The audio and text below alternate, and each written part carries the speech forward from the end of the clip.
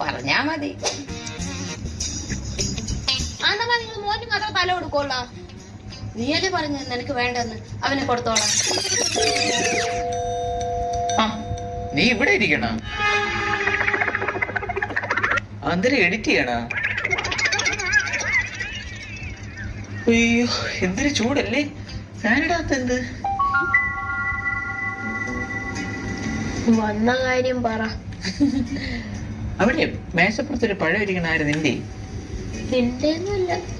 ഈ പഴം എന്ന് പറയുമ്പോഴത്തേക്ക് ഒരുമാതിരി പഴുത്ത് അഴുവി തൊരിഞ്ഞ് വാരി കറുത്ത് കരിക്കട്ട അടിച്ചിട്ട് എന്തിനു പറയാ തൊടുമ്പോഴത്തേക്ക് ഇങ്ങനെ പുളിപ്പിളാന്നിരിക്കൂല. അങ്ങനത്തെ പഴം നിനക്ക് വേണോ? എടുത്ത് കളഞ്ഞേരെ. പക്ഷെ എന്തൊക്കെ പറഞ്ഞാലും പൈസ കൊടുത്ത് വാങ്ങിച്ചിരിക്കുന്ന സാധനമല്ലേ, എടുത്ത് ചുമ്മാ അങ്ങ് കളയാൻ പറ്റൂ? ചേട്ടന് വേണമെങ്കിൽ ചേട്ടൻ കൂടെ എടുത്ത് തിന്നു.